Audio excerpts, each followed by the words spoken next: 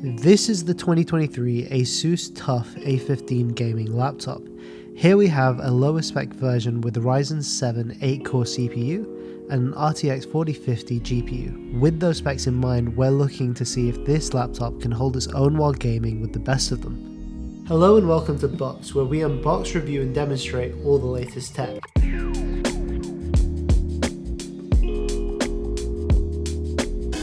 In the box you'll find the laptop and the charger are neatly packaged and are fairly average in size. That being said, the laptop is quite chunky and a little heavy, coming in at 35 by 25 centimeters and just under 2.5 centimeters in depth with the lid closed, and it weighs 2.2 kilograms, so around the average mark for a gaming laptop. The A15 comes in two different colors, the Mecha Grey that we have here and the Jaeger Grey as you can see here. There are some other slight design changes beyond just a difference in colour, and it's worth noting that these laptops are mech anime inspired, which certainly makes for an interesting aesthetic. The lid is made of metal and the hinges feel robust yet light enough to lift with one finger. However, the base is made of plastic, though it does feel hard wearing, so no issues there. Overall, the laptop is sturdy with very minimal flex on the screen, keyboard and trackpad, so no real weak points here. The bezels around the display are very thin, making full use of the laptop size.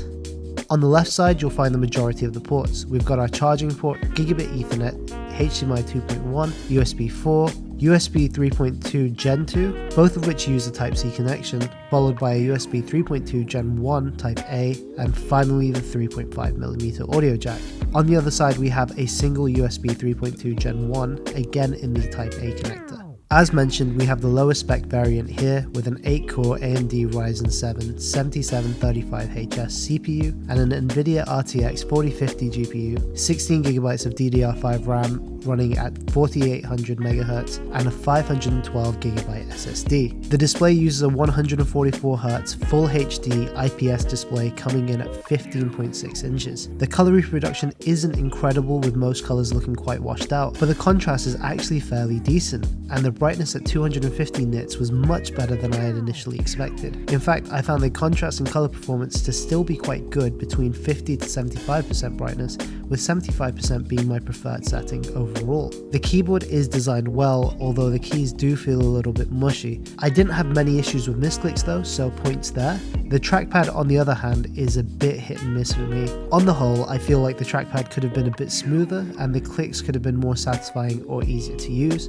I'm sure most gamers will be using a dedicated mouse in any case, so this isn't a major deal breaker, but still worth noting. ASUS uses Armoury Crate, its own proprietary software, to control the backlighting on the keys. The software on the whole is super easy to use and has some really great features, including a tab dedicated to showing component usage and temps.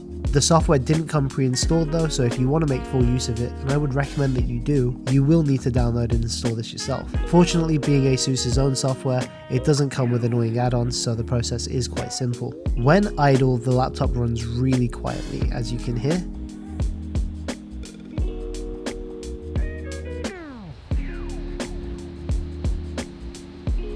The temperatures can get a bit high though, as even at idle the CPU was reaching mid-50s at times. During our testing phase it normally stayed around 40 degrees Celsius on average. The GPU on the other hand stayed remarkably cool when idle or under light loads, and this is likely thanks to Nvidia Optimus and the integrated mux switch in the A15. This switch essentially allows the laptop to use the integrated CPU graphics when it can, and it only switches to the discrete card when needed.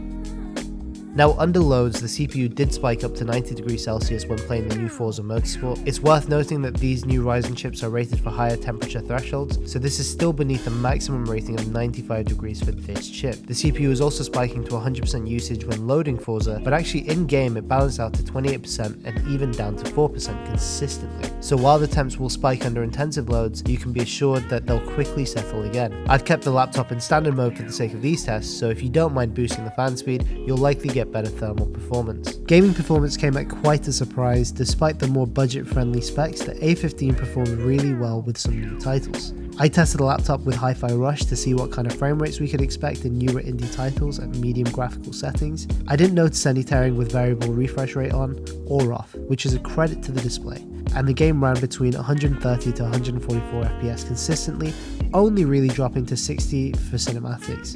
In Forza Motorsport we see a drastic change. The first of which is the resolution. The game was already set to HD as opposed to full HD, and most graphic settings were down to low, default or auto. With all that being said, the frame rate stayed above 70 consistently, and the display handled the downscale resolution really well, with sharpness maintained and no noticeable loss in quality. It's worth noting that this was a solo race, so against opponents, I imagine the game will be a bit more intensive, but we can see the CPU has a lot of headroom for usage if needed, so there's no problems there. I can confidently say that this laptop will have no trouble giving you a smooth 60fps gaming experience with most newer titles, and you're likely to make full use of the 144Hz screen with older or easier to run games. Onto audio, the speakers are decently loud but quite tinny at the max settings.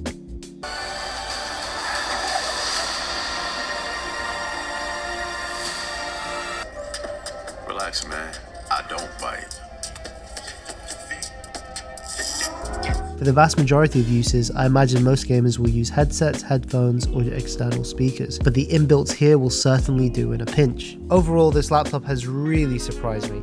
I've generally been used to a higher spec when gaming, yet for the price point, the A15 makes an incredible case for itself as a serious competitor. The only real point of contention for me was the trackpad, but it's in no way a deal breaker, as I prefer to use a mouse anyway. For those who appreciate bang for buck performance, this is a great value for money buy. So, what did you think of the Asus A15 gaming laptop? Let us know down below in the comments. And if you enjoyed this video, don't forget to like and subscribe. As always, thanks for watching, and we'll see you in the next one.